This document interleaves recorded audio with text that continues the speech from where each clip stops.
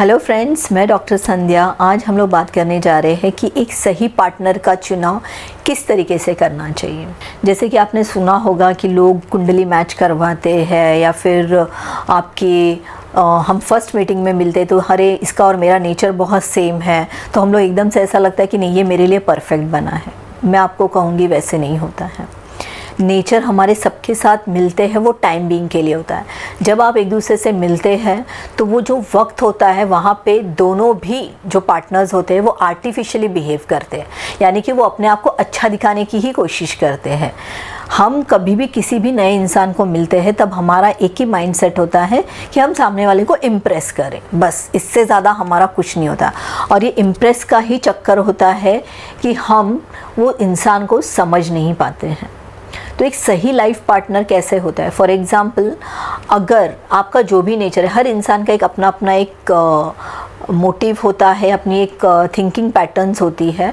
तो जब भी आप आपके लाइफ पार्टनर को मिलते हैं तो आप जो हो, आपकी जैसी पर्सनालिटी है उसको डिस्क्रिप्ट करना बहुत ज़रूरी है। जैसे कि आपको क्या अच्छा लगता है, क्या अच्छा नहीं लगता है, या आप कौन सी चीज़ से चिढ़ जाते हैं या कौन सी चीज़ आपको पसंद नहीं है, वो सबसे पहले एक्सप्लेन कीजिएगा।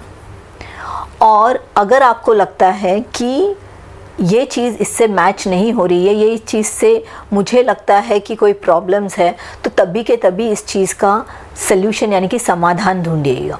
अब हम लोग बात करते हैं कि कौन सा बेस्ट पार्टनर हो सकता है। फॉर एग्ज़ाम्पल, एक जो करियर ओरिएंटेड जो लेडी रहती है उसको सबसे फर्स्ट उसकी प्रायोरिटी होती है कि उसको उसके करियर पे एक ब्लूम पे जाना होता है, एक चोटी पे पहुंचना होता है, और जिसके लिए वो पूरी दिन रात अपने आप को समर्पित करती है। तो अगर आप जब लाइफ पार्टनर ढूंढते हो तो आपको उसी लेवल के लाइफ पार्टनर के बारे में सोचना चाहिए। क्योंकि क्या होता है ना, जब एक औरत करियर ओरिएंटेड है और हस्बैंड जो होता है बहुत होमली होता है, स्टार्टिंग में हस्बैंड को ऐसा लगता है कि नहीं मेरी वाइफ करियर ओरिएंटेड है, उसको मे भी एक प्राउड फील होता है, सब कुछ अच्छा लगता है स्टार्टिंग में। लेकिन बाद में जब बात बिगड़ने लगती है, यानी कि उसका सबसे ज़्यादा ध्यान बाहर होता है, वो घर की तरफ उतना ध्यान नहीं दे पाती है, तो वहाँ पे एक प्रॉब्लम्स शुरू होने लगते हैं। तो जब भी अगर आप पार्टनर्स ढूंढते हैं तो आप पहले ये देखिएगा कि उस पार्टनर की सबसे फर्स्ट प्रायोरिटीज़ क्या है, यानी कि उसकी फर्स्ट प्रायोरिटी उसकी फैमिली है या करियर है, या वो होमली पर्सन है, या फिर वो ऐसा है कि उसको कोई रिस्पॉन्सिबिलिटी नहीं चाहिए।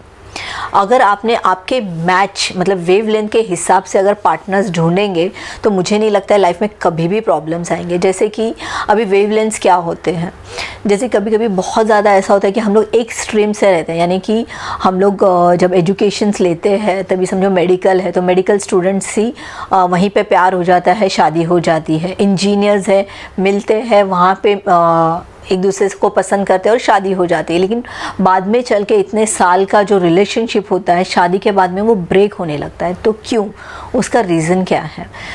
एक तो होता है रिलेशनशिप में हम एक दूसरे को बहुत ज़्यादा टेकन फॉर ग्रांटेड ले लेते हैं कि चल ना मैंने ये कर दिया तो क्या है, ये कहीं नहीं जाएगी, या मैंने इसको ऐसे बोल दिया तो ये क्या कर लेगा, ये मुझसे प्यार करता है। तो टेकन फॉर ग्रांटेड जो रिलेशनशिप को लेते हैं, ये सबसे गलत बात है। दूसरी चीज़ है कि जब भी आप एक पार्टनर ढूंढते हो तो देखिएगा कि आपकी कैलिबर्स क्या है और सामने वाले की कैलिबर्स क्या है। जो हम बोलते हैं ना फर्स्ट साइड लव, ये फर्स्ट साइड लव ज़्यादा दिन तक नहीं रहता है, क्योंकि आज हम बहुत ज़्यादा प्रैक्टिकल लाइफ जी रहे। एक ज़माना ऐसा था कि फर्स्ट साइड लव सक्सेस भी होते थे, बट अभी नहीं होते, क्योंकि तभी उस टाइम पे हमें समाज का डर था। हमने जो डिसीजंस लिए हैं उस डिसीजन को हमें किसी भी हालत में आगे तक लेके जाना है।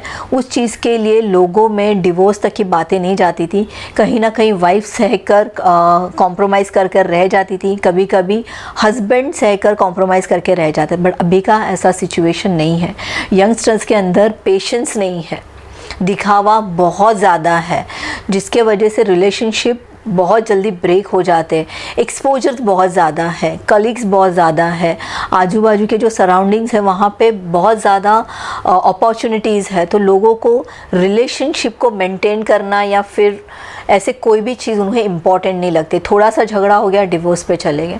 तो आप सबसे पहले जानिए कि सामने वाले जो बंदे हैं, अगर आप कोई भी रिश्तों को जोड़ना चाहते हो तो आपकी खुद की कैलिबर क्या है और सामने वाले की कैलिबर्स क्या है। जैसे कि अगर आप डॉक्टर है और आपके पार्टनर भी डॉक्टर है तो आपको ये समझ के चलना चाहिए कि दोनों की बिज़ी लाइफ है, दोनों को किस तरीके से अपने आप को समझ के लेना है। अगर इंजीनियर है, सामने वाला भी इंजीनियर है, तो आपको भी पता होना चाहिए कि दोनों के काम सेम है। तो आगे चल के तो सबसे पहले जिस तरीके से हम लोग बिज़नेस मैनेजमेंट के एक प्लान रेडी करते हैं, वैसे ही शादी के पहले आपको एक प्लान रेडी करना है कि अगर हमको शादी करनी है तो कितना घंटा हम लोग घर पे दे सकते हैं, कितना देर तक हम साथ रह सकते हैं, क्या हम प्लान कर सकते हैं। और अंडरस्टैंडिंग, देखिए रिलेशनशिप में सबसे ज़रूरी होता है अंडरस्टैंडिंग। और अंडरस्टैंडिंग जो ऐसी होती है ना, वो आर्टिफिशियली बहुत दिन तक नहीं रहती है, उसको आपके ब्लड में होना बहुत ज़रूरी है। तो जब भी आप यंगस्टर्स कोई भी पार्टनर को सिलेक्ट करते हैं तो सबसे पहले आपको ये जानना है कि उसका फैमिली बैकग्राउंड क्या है, वो कौन से फैमिली को बिलोंग कर रहा है। दूसरा, उसके फ्रेंड सर्कल्स क्या है, वो कौन से फ्रेंड सर्कल्स को बिलोंग करता है। थर्ड, ये इंसान का नेचर क्या है कि ये आर्टिफिशियली बिहेव कर रहा है या हमें इम्प्रेस करने के लिए कर रहा है, या ये जेन्युइनली कैसा है। और आप कोई भी रिलेशनशिप में जाने से पहले एक बेस्ट काउंसलर को कंसल्ट कीजिएगा, एक बेस्ट काउंसलर से ओपिनियन लीजिएगा। पंडित और ये सब सेकेंडरी है, बट एक काउंसलर होगा जो आपके मेंटल डिज़ायर्स को और आपके पार्टनर के मेंटल डिज़ायर्स को प्रॉपर समझेगा और आपको प्रॉपर गाइडेंस करेगा। तो इस तरीके से अगर आप कोई भी रिलेशनशिप की शुरुआत एक प्रॉपर मैनर के साथ करोगे तो मुझे नहीं लगता है कि आपको शादी के बाद किसी काउंसलर को लेने की ज़रूरत पड़ेगी। अगर आपने शादी से पहले कोई काउंसलर को लेकर अगर अपने रिश्तों को अच्छी तरीके से एक्सप्लेन करेंगे और उनसे अगर आप कोई अच्छी गाइडेंस लेंगे तो मुझे नहीं लगता है कि हमारे देश में डिवोर्स, सेपरेशंस जैसे कोई भी प्रॉब्लम्स, सिचुएशंस को हैंडल करने की ज़रूरत पड़ेगी। Thank you.